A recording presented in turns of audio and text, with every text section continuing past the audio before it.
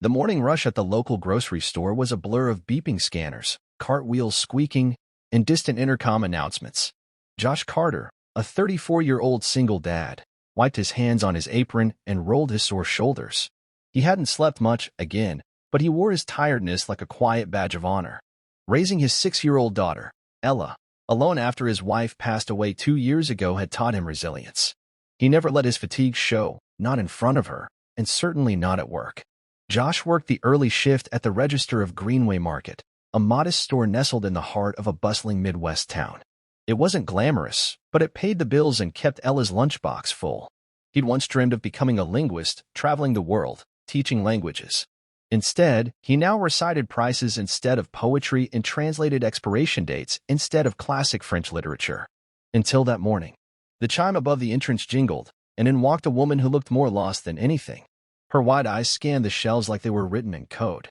She clutched a shopping list in one hand and her phone in the other. Josh noticed her lips moving silently, mouthing out English words, uncertainly. She looked up at the signs overhead, visibly overwhelmed. He approached gently. Bonjour, madame.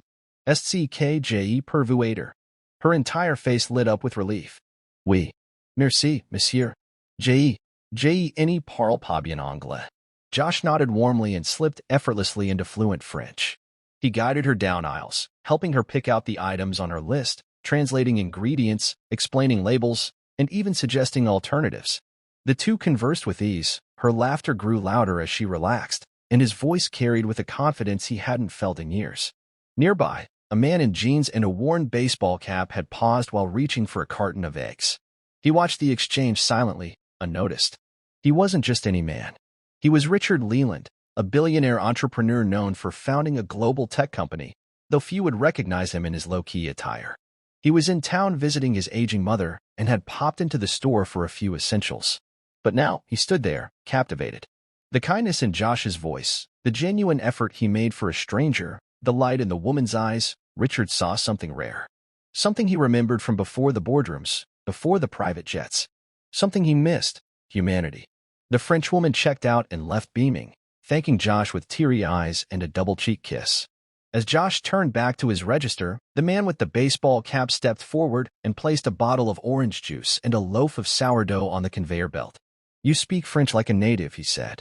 Josh shrugged. Studied it in college. Thought I'd be a translator someday. Life had other plans. The man looked him straight in the eyes. Funny how life still surprises us. What's your name? Josh Carter. Nice to meet you, Josh. I'm Richard. They shook hands, and Richard nodded thoughtfully before taking his bag and leaving.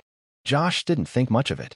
3 days later, the store manager called Josh into the office, his eyes wide with disbelief.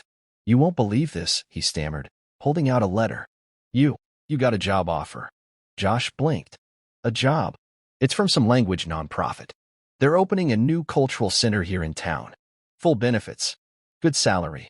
And get this, flexible hours so you can be with your daughter. They said someone referred you personally. Said your kindness reminded them why they started it in the first place. Josh's hands trembled as he read the letter.